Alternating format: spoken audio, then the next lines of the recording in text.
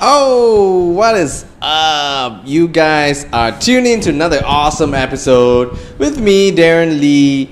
And as always, we have Julie Woon on the mic. Woohoo! Actually, there was one episode I wasn't on when you had Mookie and Sufis. Yeah. No, you know why? Okay, that was our last podcast, but it didn't turn out very well. You know why? Okay, You know why? 4 a.m., 3 guys just got back from this really nice place. If ever you guys are in KL, you want a place to hang out and just chill, good music, some drinks, establishment is a really cool place. Hippie place. It was our first time there. So we had a great time. We got back and a whole bunch came over. It reminded me of New York. Like, Yeah. like Brooklyn, in Brooklyn where we were there. What was that place? Fatty South. Oh yeah, no, but Fatty Sao like is a food place. Yeah, Fatty Sao is really good. I don't know whether any of you have heard of Fatty Sao. It's FETTESAU, right? Fatty Sao, was that right? Yeah, that's so weird. Something like that. It's Fatty Sao, and it's this place where you will not walk past if you don't know it's there. So we got the address. Somebody brought us there. We had to take a train. We had to walk down some neighborhood, and at some alley, some lorong, we turned right into like this dingy-looking place. I mean, there was I think drawings on the wall, and then at the end of the alleyway was the restaurant. I mean, it's not even a proper restaurant. It's like a canteen style. It was tables. in between two buildings. We walked in through there, and people were lined up. Usually, they were saying that people would line up all the way from the restaurant all the way out to the alley. Yeah, I mean, we're talking about hundreds of meters of queue, and then when you walk in, Hundreds of meters of queue. hundreds of meters. But the food is, it's not fine dining for sure, but if you want something really greasy and dirty but full of taste and full of character, that place is the place to go. I mean, because it's canteen style, so everybody just sits a long table setting, and apparently my friend saw Channing Tatum eating there, and so that's a good thing too. And it's pork, definitely. So a lot of Malaysians might not be able to go there because of the halal issue, but if you can eat pork, definitely that's a place to go, right? Because yeah, you should. it's good southern, good original barbecue. Good southern. It's the type that you have a choice of sauce or not. Yeah. A lot of places they don't have that. I think a lot of people don't know that in the States, especially, there is the dry barbecue. I know in Texas they have dry barbecue, and I think when you go to places like Louisiana, it's full on, you got barbecue sauce. You need barbecue sauce. And I prefer barbecue sauce. I like barbecue too. I mean, my favorite barbecue pork ribs right here is Morgan Fields. Oh! House of Sticky Pork Ribs. Oh my gosh. I think we can go on and on about food. But you know what? Today we want to dedicate this episode to worst things. Because we're way too full to talk about food. We just came back from this new joint. We've never. Nosh. I like Nosh. Yeah, we've never been there. Very super friendly. The owner's super friendly. She this came lady over. called Anne is in Bangsa I didn't Telawi know her name. I 3. didn't catch her name. Yeah, she said Anne. Yeah. Nice lady. You know she's the owner. You know when the person is the owner, when they're so dedicated and passionate about the food, and when you ask for recommendation, they can read you the whole menu and explain in detail the sauce and it's great pairing and everything. And so Paul was asking, "Are you the owner?" And sure enough, she was. No, you know it's a good owner when they don't just recommend something because of what they like. They recommend something according to what you like. So what I mean is they'll ask you, okay, what you want to eat? Yeah. What are you looking for? Is it something savory? Are you looking for something savory? Are you looking for something sweet? Meaty, seafood. Not meaty, seafood, what you want. Yeah. What you're looking for. That's true. And then they recommend. And you can tell by the way that they recommend, none of it is their favorite. They would go if you want this, go for this. Yeah. If you're looking for something sweet, I'll recommend that. Oh man, but the dessert was super awesome. We had this chocolate, triple chocolate galore kind of thing. So there was a chocolate tart, but it's sort of wet on top. It's not wet, but it's so chocolatey. It's dark black chocolate on top. When What do you remember the slice it- chocolate that she uses? No, I can't remember. Okay, it's not.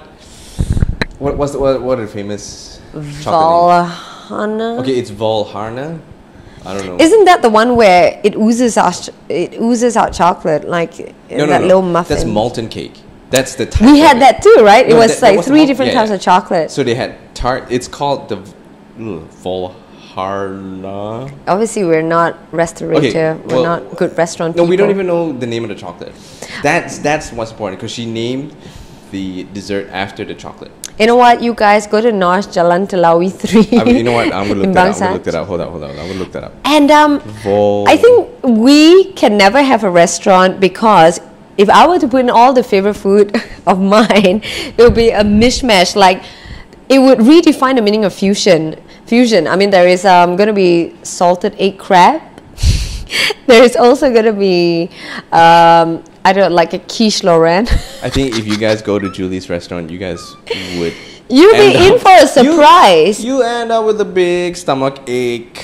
No, I mean like you can have worldly food. I mean, because I don't know. I love Japanese. What are the I things love that you know that you can't mix? People tell you don't mix. cannot mix. I would say they would, make you take a shit, like a big shit. I would say for me it's curry. If I have curry, beer. Oh, yeah, And, that's too much. Durian. How about that? No, not durian. That's like a But I triple would say threat. Curry, beer. Actually, curry and beer, or curry with any alcohol is bad. Yeah, I you guess would that's definitely be- really bad. You'll be Mishmash. definitely dropping a big fat load of A T-bomb. gunk. But I'm okay with curry unless it's overload. Like when I was a kid, I was so into katsu curry don. And I ate it almost every day. Just like how we're eating chicken katsu don right now without the curry. I used to eat it a few times a week. That one time I had a bad one in Mid Valley. I had a bad katsu curry and I gagged. And that was like more than 10 years ago. I never touched katsu curry since. I couldn't. Because it always reminded me of that nasty one plate of katsu curry. I think it's accumulation of you had too much of the same shit and it was just bad. Yeah. Definitely. It's just too when much you have overkill. when you have something too much, you just it's overkill. It Jula. redlines it, and then you're like, blah, can't have it anymore. But before then, you would love eating it. Every day. Yeah. But there's one dish. What's that one dish that is for you? Forever gold. I think I was gonna say salted egg crabs because you see it's like the katsu curry don story, but I just never gotten bored of it, and it's been like 5 or more years, and I ate it so often every week, high in calories and cholesterol. But then, I'm thinking if I don't do it now, I can't do it next time when I'm older. My doctor would definitely ban me from eating salted egg crabs. But Are you sure? I don't think so. it's Is that so substantiated that it's bad bad. for you?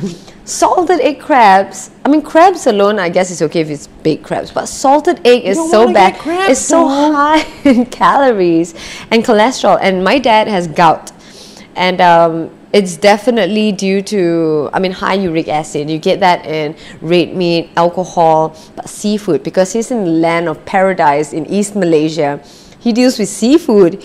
Export seafood, and so I think he's had so much of seafood he ain't gonna talked touch about it this anymore. Before we talked about this before. What? How do you make salted egg? Didn't we have that? Yeah, but we asked never around how the find hell do out. you make salted egg. We never found out how to make salted egg. Like Google. No, we that. did. We did. Vinegar.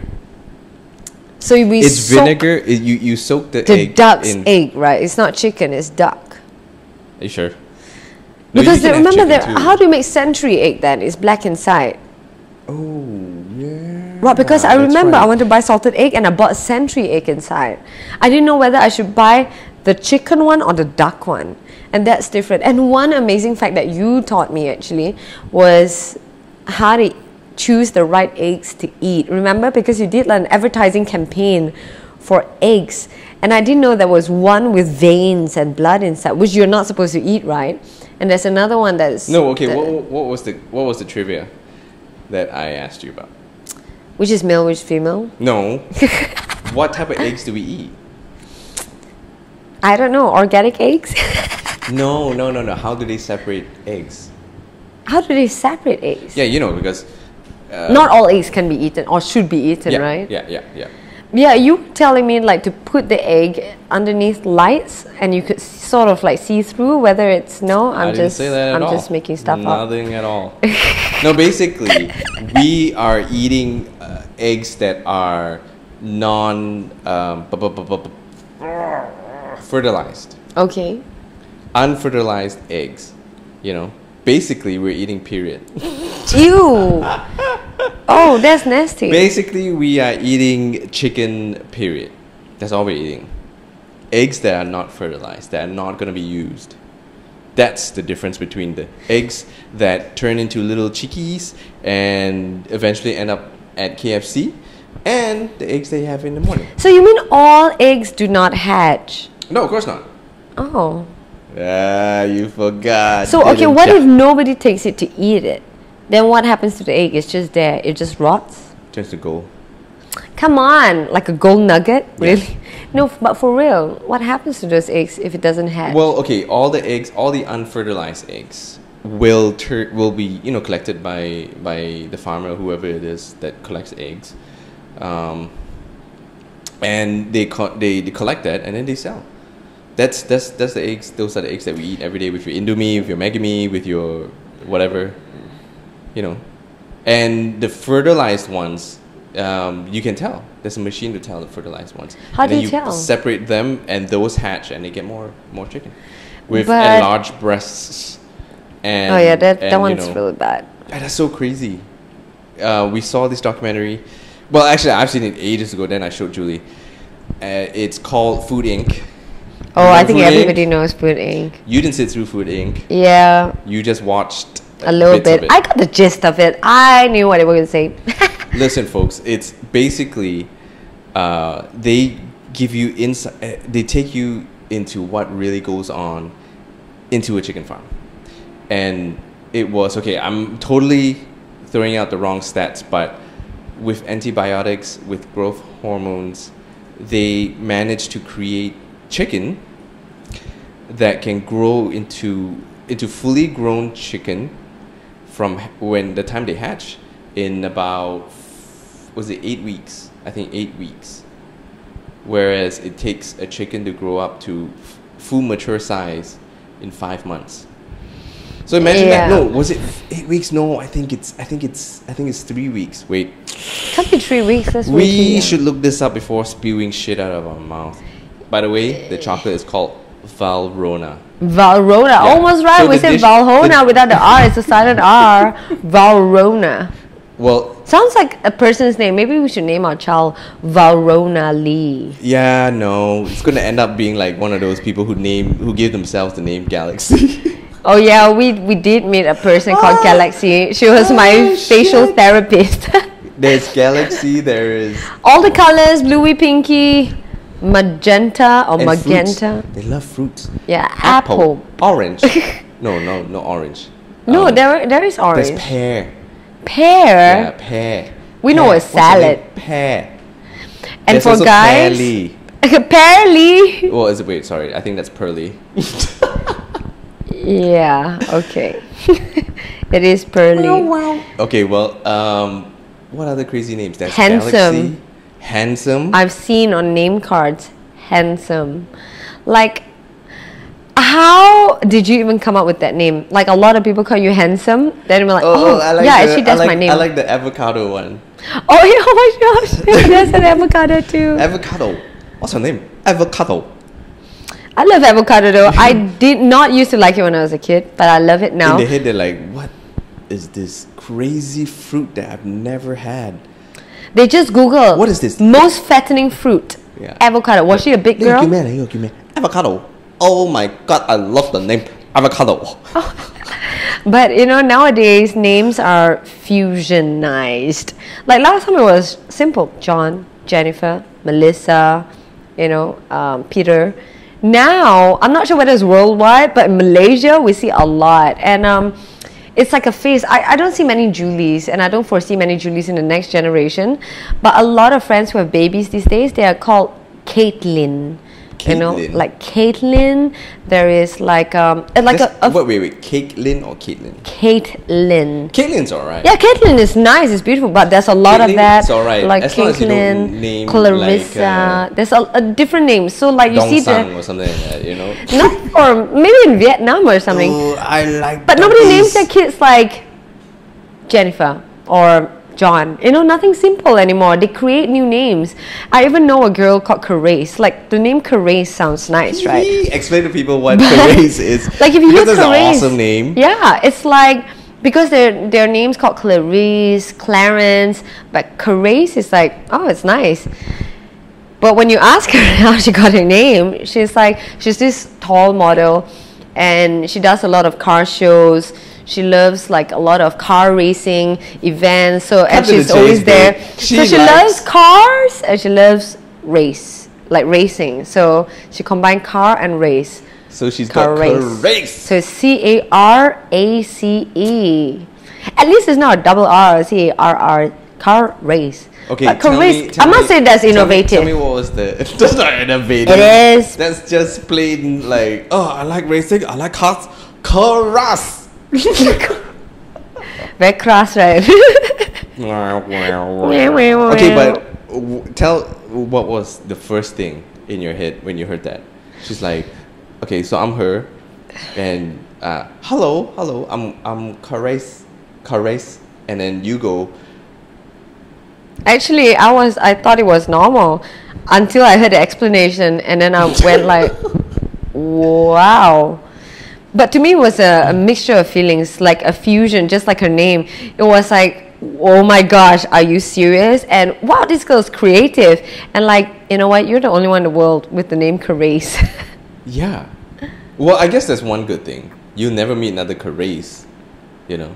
Yeah. You always remember Carace. Like, we'll remember Carace. We'll remember I haven't even met Carace. And I was just waiting how long you would bust out that pun. You just know me too well. But you know what? Okay, that is one of... I was sorry, joke. Okay. I was totally wrong. It takes I'm looking at the computer right now. It takes with growth hormones and with injections and stuff like that, antibiotics.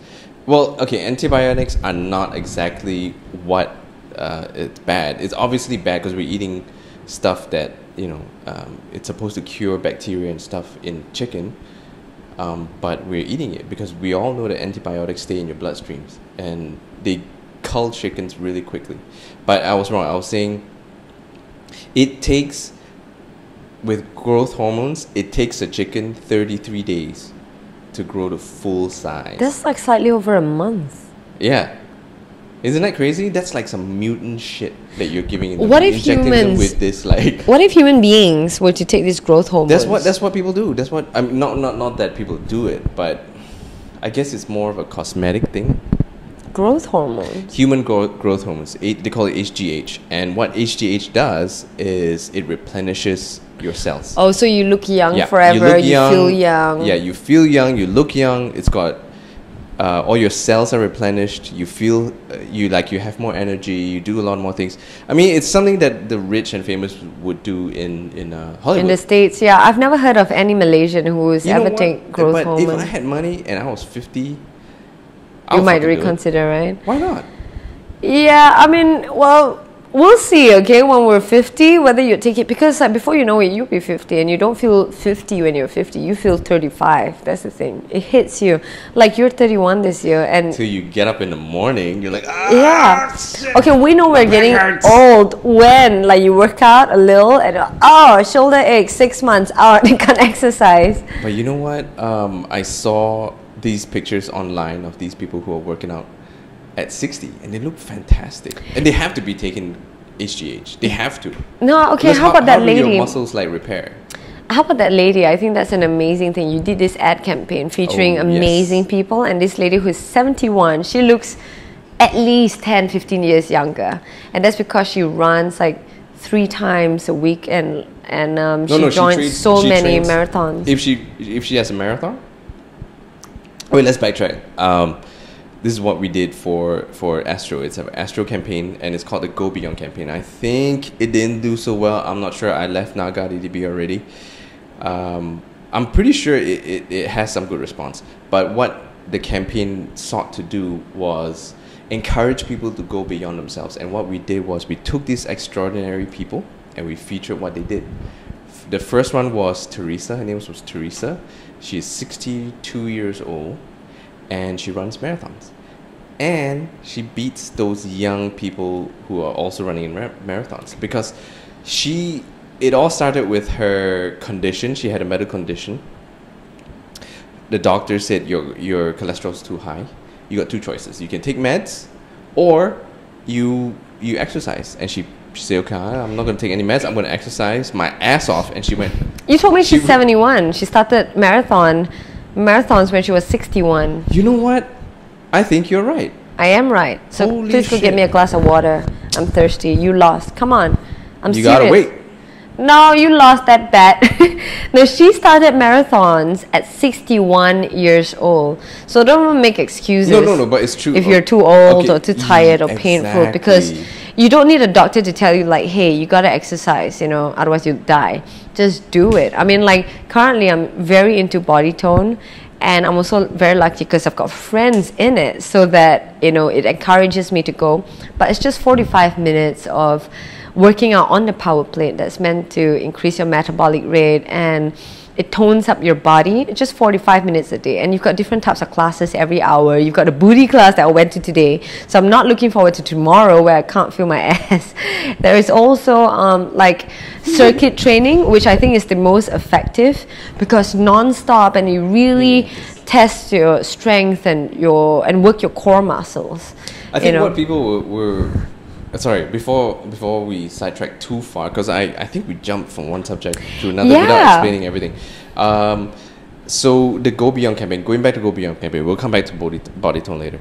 So the Go Beyond campaign featured all these extraordinary people, and all the message was, you can be extraordinary too if you just chose to take small steps into doing something different, into making someone happy, making yourself happy, doing something that is beyond yourself.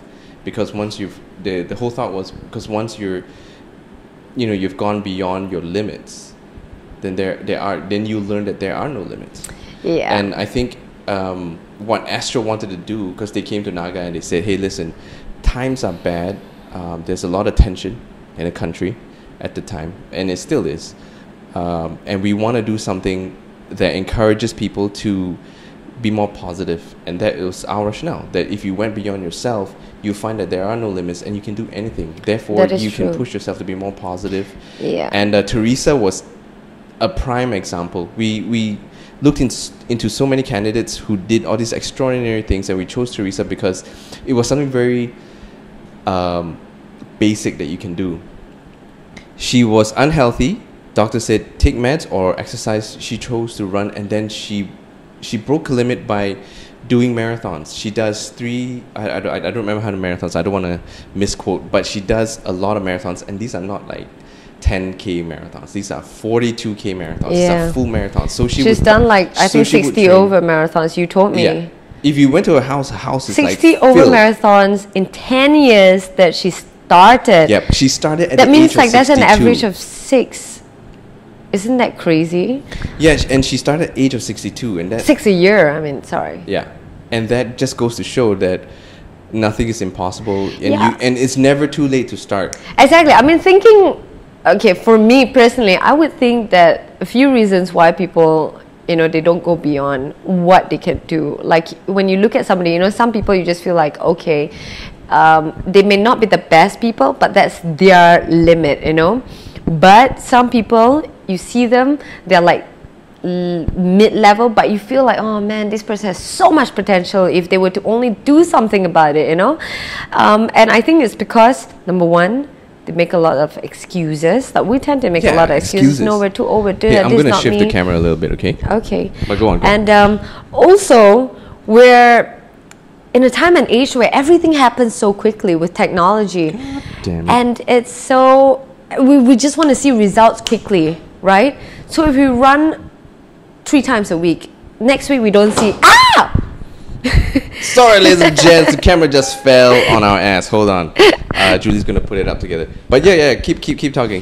Okay, so basically, besides making excuses, we're rushing all the time. We just want to see results, and we want very fast results and response, which doesn't work that way. Like you say, we need to take baby steps. Yeah, you know. The thing is, and we get so impatient because we're like, after once, twice, 3 times, we're like, okay, that's enough. Yeah, and people always want results, like you said, immediate results, and they just it doesn't work that way. Doesn't work that way. Your body does not work that way. You know, you build up by working out.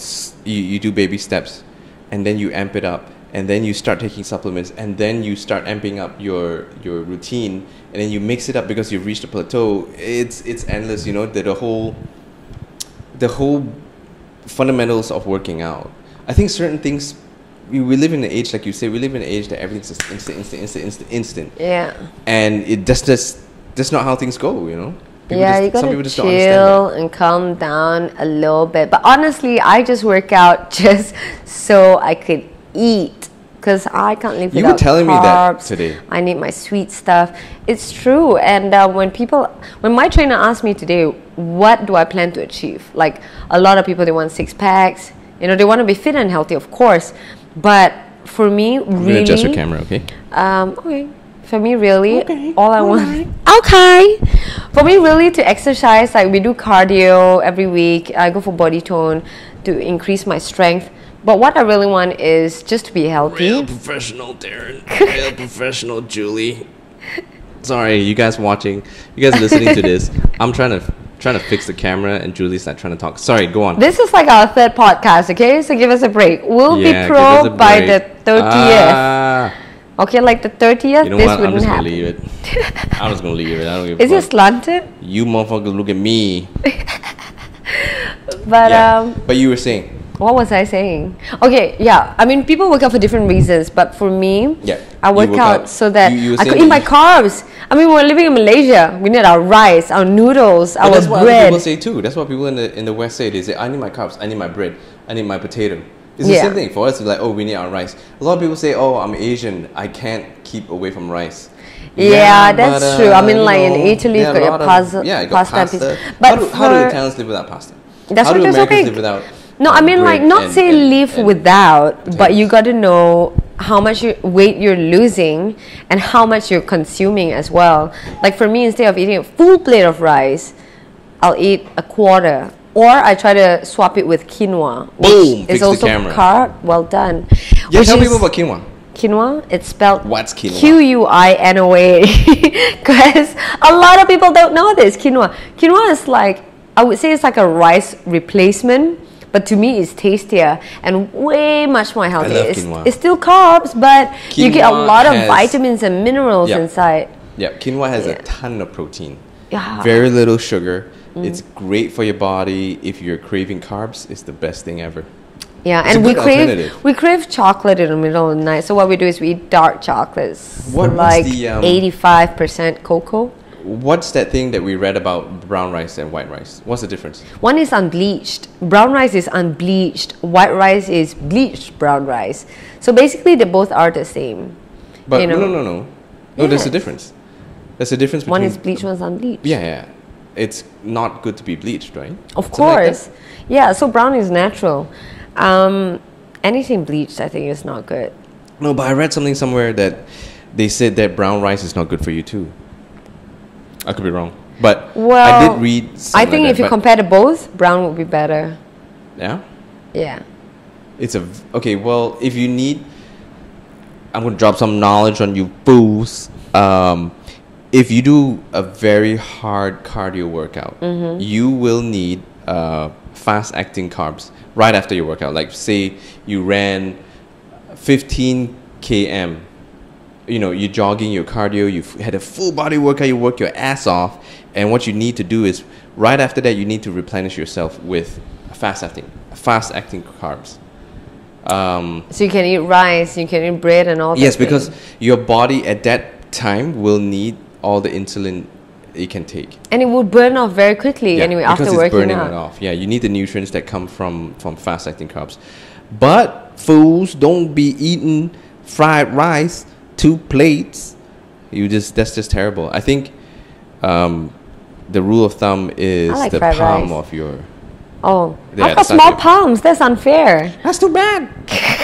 That's God's way of telling don't eat so much rice. What if like a big guy has small hands?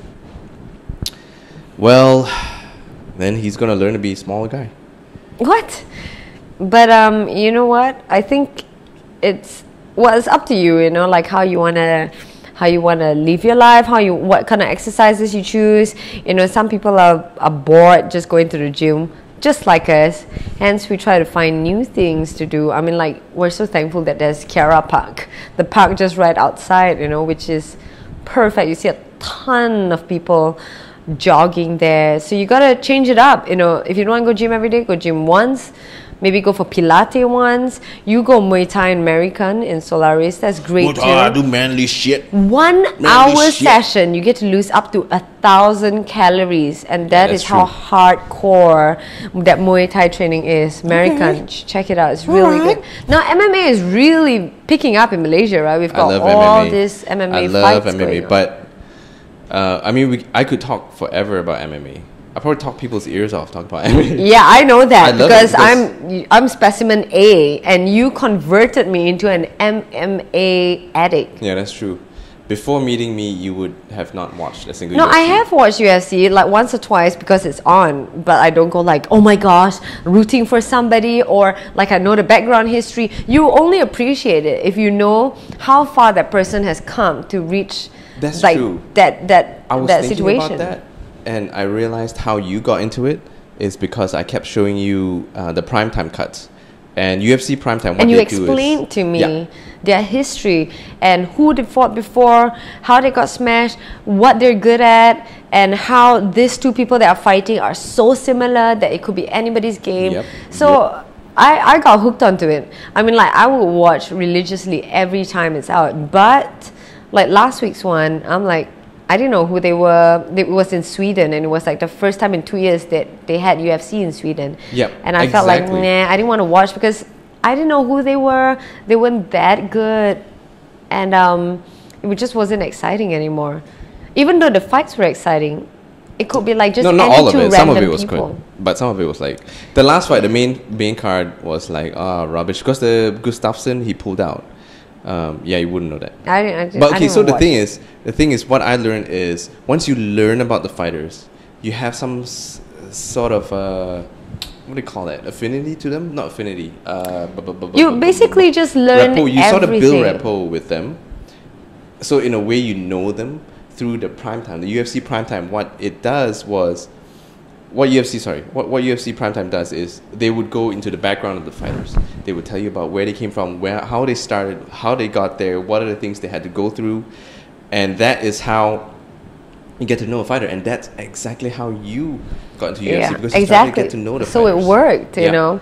It worked, and it's just like years ago, one of my first shows was a football show. In fact, it was my first show. I knew nothing, zero about football, and it wasn't even EPL. It was Primera Liga and Serie A. I can't even pronounce their names. So the best advice that I got, I mean, because I had to read up on it, and if you have no passion about football and about that league, you're going to have a hard time memorizing rather than understanding. So my advice from my producer was pick a team, choose a team to love, and then it would just come naturally, and it really worked. And it's not just for football, it's for everything as well. You know, that's true. Remember we talked about this before? Because if you folks don't know, Julie and I are on the same show. It's called Motorsports at Petronas. Yeah. And before this, I knew about F1. You can even YouTube it, by the way. Motorsports at Petronas. Check us out. Yeah, look us up. See what's up. And like, okay, before joining you, both of us, I mean, we watch F1, but we're not a fan. Now that we go into the garage of the team, I mean, like, you flew to London, to Brackley to see the Mercedes we're factory. full on fans now. Yeah, exactly. And you know what? A lot of people would say that, oh yeah, you do the show, therefore you're fans of it. No, I am a true fan of Petronas Mercedes AMG team. like all the way, you know, because we got to know the team, because we got to know what happened behind the scenes. Yeah, exactly. You know, and you appreciate how much effort everyone puts into the team and how much they believe in the team. Yeah. And you just have the same rapport as them. You know, you build a sense of belonging with them. Exactly. You gotta check it out. I mean, it's been going on for 6 years, I believe. This show is on Astro Supersport. I think it's in the Asian region, 6 countries in Asia. But it was so funny when we went to Singapore, and suddenly we were just watching TV, and suddenly you came on, and we're like, like with friends and all that. It's actually very embarrassing to see our own selves, you know, but that's why I forbid you to watch any of my shows. But, you know, one of the most memorable experiences just happened recently, just last month, because Kuala Lumpur hosts one of the Formula One races, right? And this year, we have a new driver to replace Michael Schumacher, and that is Lewis Hamilton from McLaren to Mercedes that now. He's on. Super stoked. I mean, you know like, what they did fucking awesome. He came in 3rd place. Nico came in 4th. Big ups to our boys. We love them. Yeah, I believe that they have a good car that could win. I mean, like, tough competition out there with Vettel and all. But I think behind the scenes, because technical things, technical parts, you can watch TV and all the pundits are doing all the assessment. But basically what happens behind the cameras is what counts. And I think my experience with Lewis Hamilton and Nico Rosberg is really, truly amazing. I mean, Nico is a more quiet, serious person, and Lewis he's a nice guy. You know, he's a nice guy. Contrary to popular belief. Yeah, I mean, like, some people would think that some new PR. No, some people would think that some of them are divas. Some of them are just difficult. Well, sometimes they may be when they're stressed or when they just finished a race, they're tired, they didn't do well. You know, that's just so much pressure. But we were in FRIM, which is the Forest Research Institute Malaysia, not too far from here. We were interviewing the both of them because normally wherever they go, they will be interviewed in the city, in a nice hotel, in a nice restaurant. So in the end, we went to the forest, interviewed them. Cut to the fun stuff. What do you do? Fun stuff. No one wants to hear that Lewis shit. Hamilton and Nico Rosberg goes way back and back to their go-karting days. Hamilton put Tiger Balm in the underwear of Nico Rosberg just for fun. Like, like, I thought that was the funniest thing, because it's important to have that bond, right? And I was asking them, like, do you guys really hang out? I really want to bond with you. I'm going to put some Tiger Balm in your underwear. And after they laugh it off and become good friends. But I asked them, like, hey, do you guys actually hang out after races? After races? And Hamilton was like, yeah. I mean, like, you know, because they're neighbors in Monaco. So whenever he's out of food, he'll walk over to Nico's house. The girlfriend will cook him a meal. That's it. While the girlfriend cooks the food, he goes at the back. But you know what's weird though? The question is, where the hell did you find Tiger Balm in Monaco? No, it wasn't in Monaco. It wasn't in Monaco. Where'd you get Tiger Balm? It wasn't in Monaco. It was way back in their karting days when they were kids, like 10 years ago. Oh. Yeah. It could be anywhere. They did it now. Hey, Tiger Balm is big, okay? That would be more awesome if they did it now. If the story was like, hey, you know, yeah, last week I put Tiger Balm into his underwear. Look at that fool. I don't think he talks like that though. Oh yeah. Yeah, that's an Indian accent. Oh wait, that's Lewis. That's not Indian accent, but that's wait, Lewis did that. So Lewis is British. He is British. Right. So he kind of talks like that. Nico Rosberg has. Would you like a copper? Yeah, no. No. That. That's terrible. But what I was gonna say, Nico has a strange accent. Not strange, but just he has an accent when he speaks English. Really? I mean, I don't know. You make really good accents from all over the world. Come on, try it. No. Guess this one. I do not know where to go.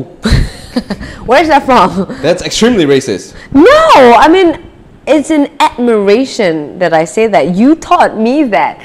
I do not know where to go. I do not know where to order. I think that's just so amazing. That's so terrible. It's just like how people look at us Chinese and they will go like, "Oh, where do you want to go? You want to eat fly lice?" Is it? And we're like, You know, "No, we actually, don't people talk like do that." I think the worst one that we get, well, I get it all the time is when people do this, when they go like this, they go like, "Oh, Darren, how do you see? How do you see?" Oh, when you stretch your eyes. Yeah, I have eyes, and I have really sepet eyes. Yeah, but you know what? My eyes are clearer than a lot of fucking people out there. How do you know? Because you don't know how other people see 20 things. vision. Oh, okay. But do you see, because your eyes are small, do you see half?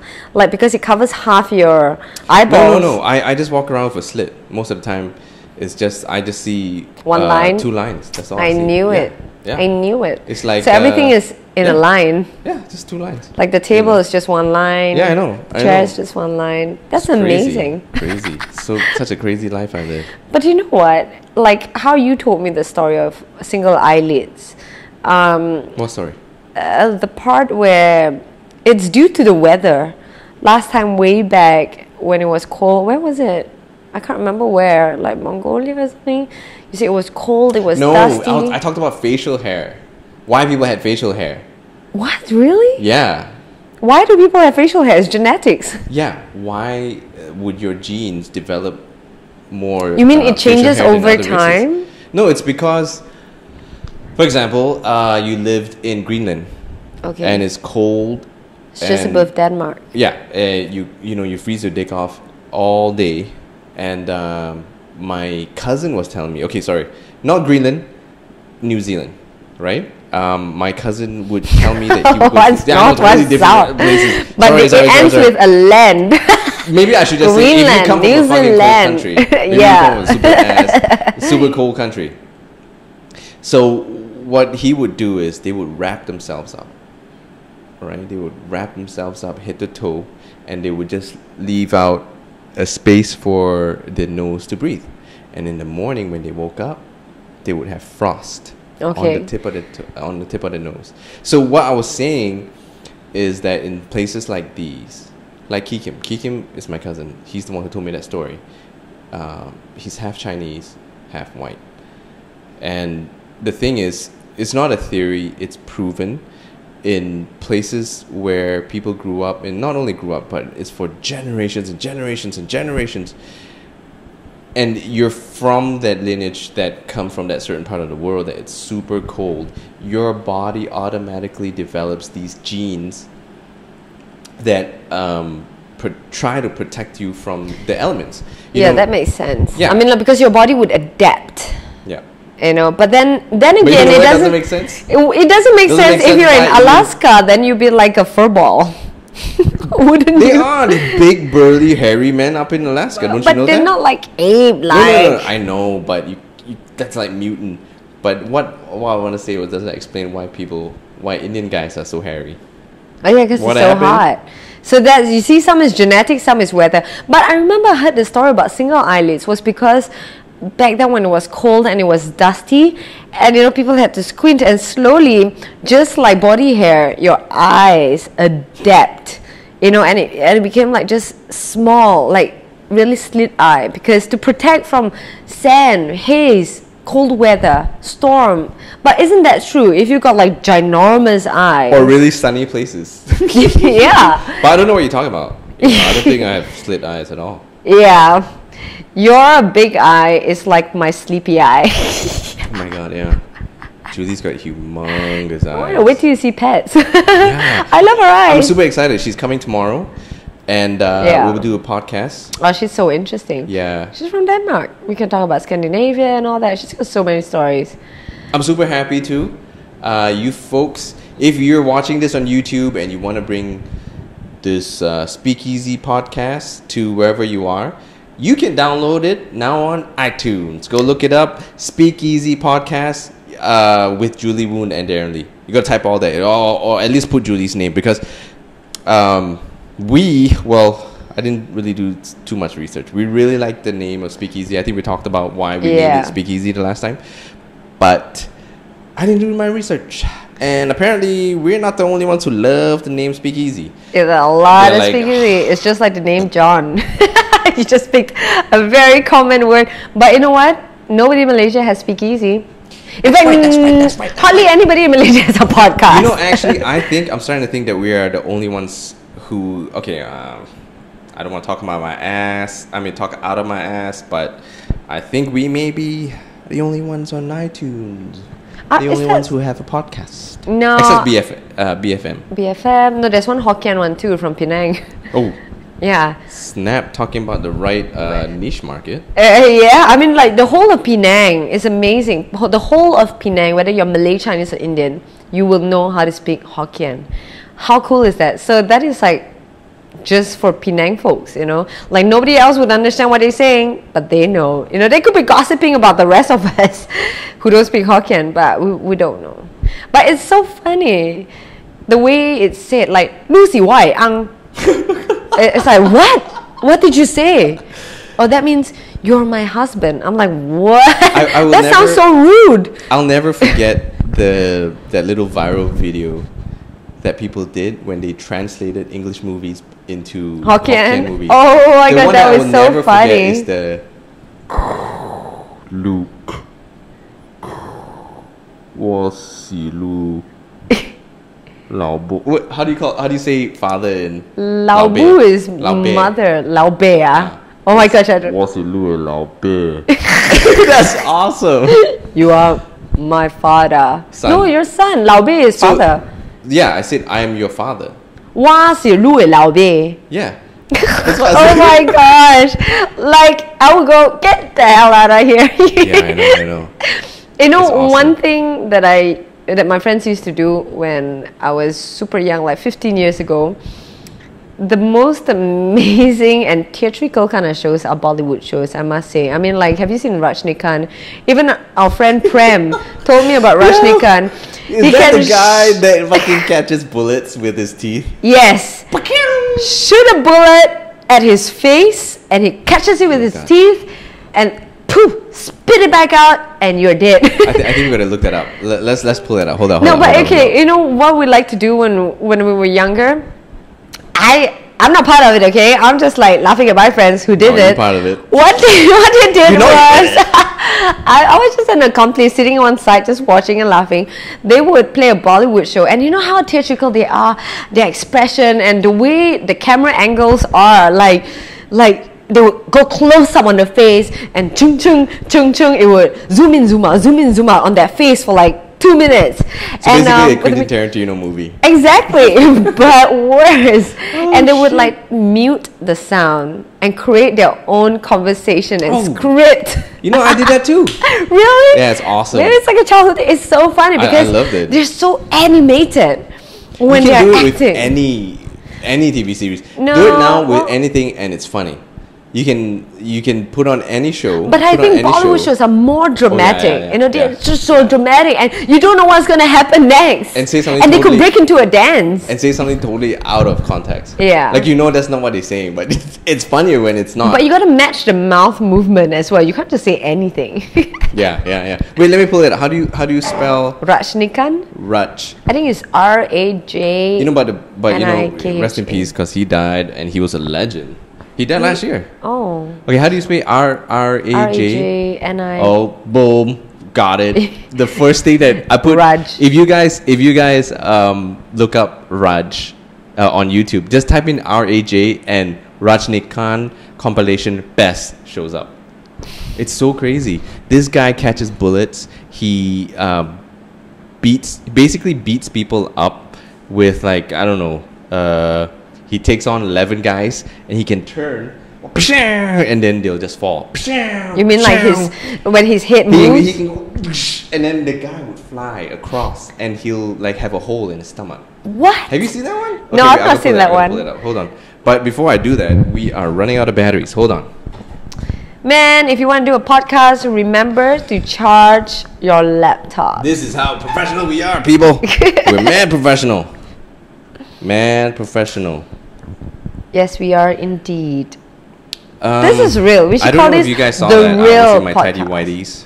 How about homemade podcast? That's what we should call this. Homemade podcast. Oh, just like homemade snap. casseroles. Oh shit! What's that? Let me see. Okay, that. look. You gotta watch this. This is so crazy. I'm gonna put out on the desktop. You guys gotta check this out. Okay, hold on. There you go. Wait, how come it's not playing? Wait, hold on. Oh, what? Yeah, did you see that? Wait, move back. Check this out. The dude shoots a bullet and Rustica swipes it away. And it hits the bird. Oh shit. Okay, that is just one of the ridiculous shit that we see all day. Oh, You know, sorry, that's how crazy it is. That's how crazy it is. Darren just pushed me back, by the way. Yeah, I just boom. pushed me Like, back yeah, to my get back seat. to your seat. No, but okay, I must say that really different cultures have different movie styles. Like if you were to see Malaysian shows, have you seen Malaysian shows? What are your comments on Malaysian shows? I mean, because I love it. Bollywood, Tollywood, they're really huge, man, because they have the amount of people to support their shows. Just like Indonesia, just like Thailand. But unfortunately for Malaysia, I think because we're segregated by even our language, you know, English for the urban people, then you've got the mass Malay, then you've got Chinese, but within Chinese there's all these dialects. So unfortunately, a lot of people do not support their local scene, right? Like how many Malaysian movies have you seen? I really wanted to watch the movie that made Aaron Aziz super famous. Which one is that? The racing one, KL Gangster. I really want to watch that because Joe, my friend Joe Fliz, shout out, what's up? You're gonna be on the podcast. Cartello, hello. Hello. He wasn't in KL Gangster, but I think he did the soundtrack to it. Oh. Or he did a sound that was featured in the movie, something like that. But he told me about the concept of that. It was pretty cool. Okay, but I recommend everybody look up Rajni Khan action scene compilation because that's the best shit that you can get, and it's the best show when you need a good laugh. Yeah. You know what else is pretty good? When I feel like having a good laugh, it's YouTube, fat people falling. Oh, come on, that's just so evil. You know that Malaysia, we would think that Malaysians are petite in size as compared to the Westerners, but in terms of Asia, I think I read this somewhere in the latest survey, Malaysia is one of the highest in terms of obesity in Asia. What? Like, how did that happen? We caught up and we're one of the highest in terms of obesity in Asia. But you know what? Okay, like I told DJ Fuzz the other day at the Muay Thai camp. And I said, you know what, I can't let go. He's like, what? You know, because he brought up the same thing again. Oh, you know, we Malays, we Asians or Malays or Chinese or whatever, we're all same thing. We're all Asians. We can't live without our rice. Then I said, yeah, how do you eat masak merah without rice? Ayam masak merah. Ayam masak merah without rice. And you know what stopped? You know what stopped me from eating masak merah? One day in Bermuda, my friend was cooking masak merah. I think it was a Hari Raya celebration. And it's a small celebration, you know, all the Malaysians just get together and they cook. And we bring something, it's potluck. So I went over to the kitchen where my friend was cooking. And she was like, oh, I'm going to cook masak merah. And I was like, ooh, hey!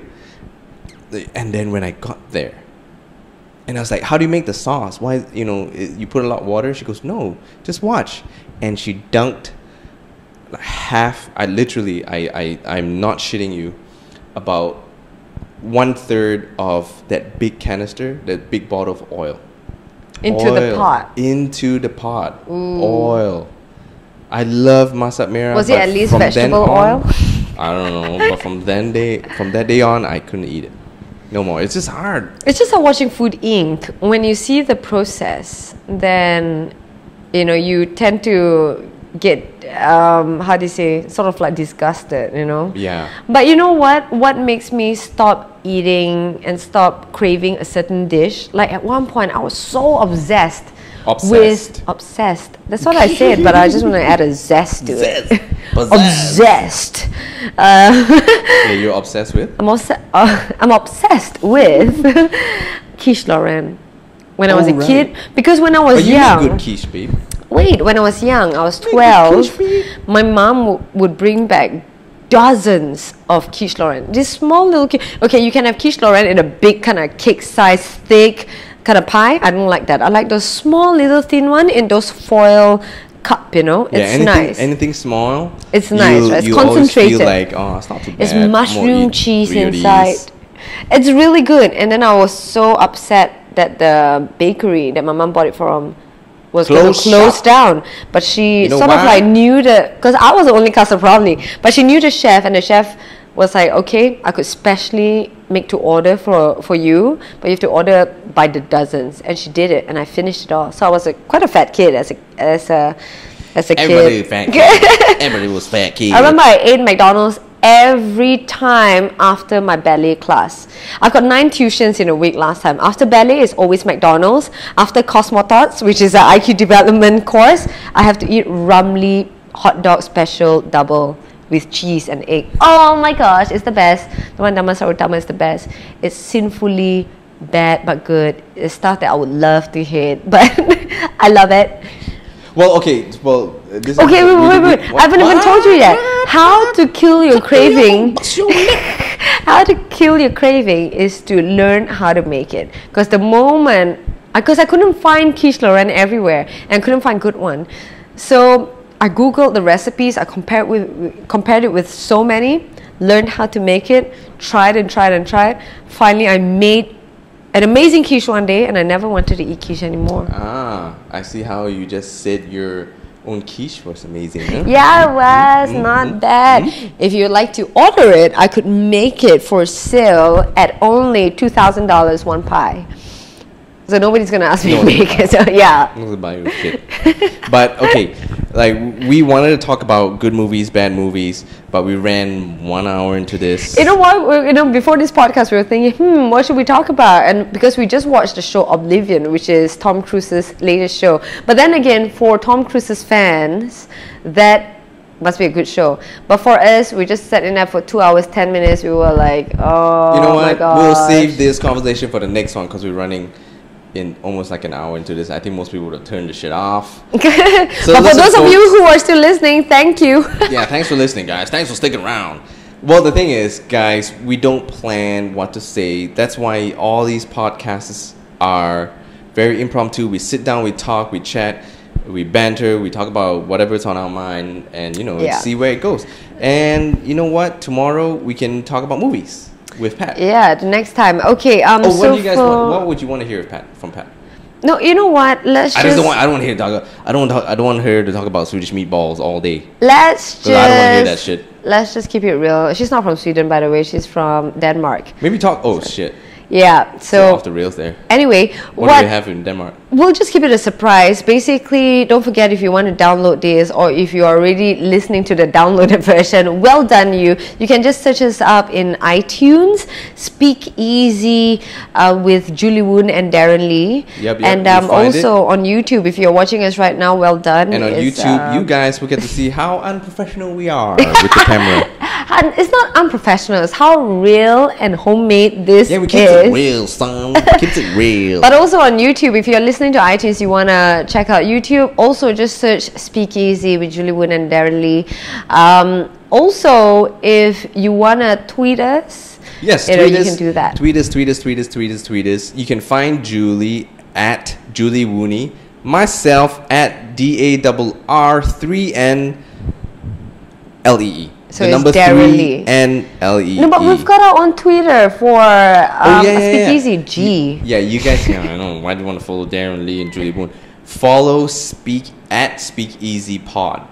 That's all one word. SpeakEasy Pod in one word. Yeah. If you just don't know how to spell it, you are retarded, and you shouldn't follow us because we would just shit on you.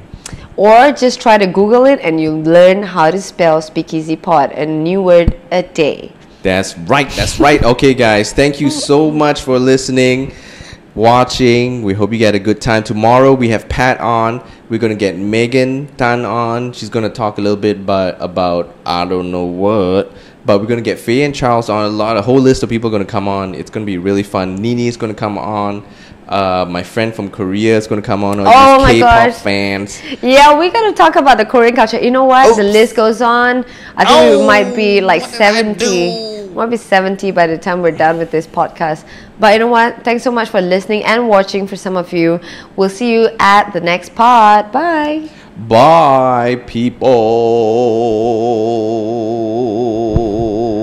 That's a very good soprano.